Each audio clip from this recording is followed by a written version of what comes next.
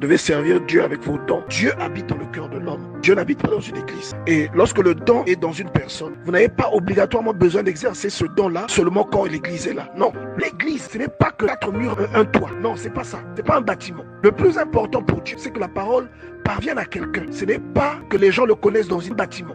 Dieu n'a pas besoin obligatoirement d'église pour toucher quelqu'un. Dieu habite dans le cœur de l'être humain. Le plus important, c'est que la parole parvienne à quelqu'un et que cette personne-là se convertisse et que ça devienne une âme de plus qui aille à Dieu. C'est ça qui est important au niveau de Dieu.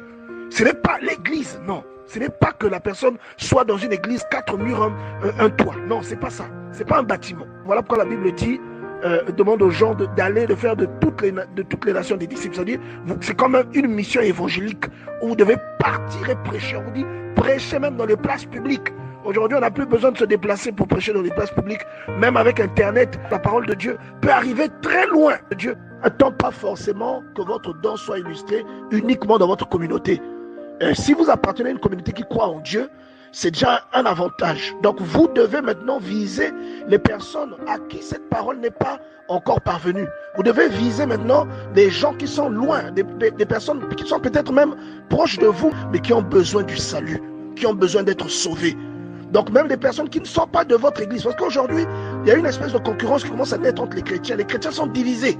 On dit que moi j'appartiens à tel pasteur, moi c'est tel pasteur, nous on est telle église, notre église à nous sera enlevée, votre église ne sera pas enlevée, votre église ira en enfer. C'est un faux débat et c'est triste de voir des enfants de Dieu s'illustrer avec de tels propos. Parce que nous sommes tous enfants d'un seul père, même dans une maison. Tous les enfants n'ont pas le même comportement. Dans une maison, tous les enfants ne s'habillent pas de la même manière. Dans une maison, tous les enfants ne s'adressent pas à leur père de la même manière. Même quand il n'y a pas d'église, vous devez tout faire pour que ce don parvienne aux gens qui sont autour de vous. Vous n'avez pas forcément besoin d'appartenir à une église ou d'être dans une église pour décider de servir Dieu. Quand vous priez, vous pouvez faire que ces prières-là, vous les postez même sur Facebook. Elles vont délivrer les gens. Et c'est ça que Dieu attend de vous. Que votre don soit exercé. Même à l'extérieur, ce don doit être exercé. Ce don doit impacter les gens. Même à l'extérieur, si vous le servez, le Seigneur sera glorifié. Avec la distinction qu'il a mise en vous. Chez vous, ça peut être même un don de prière. Chez quelqu'un d'autre, c'est un don de chant. Vous devez servir Dieu avec le don que Dieu a déposé en vous.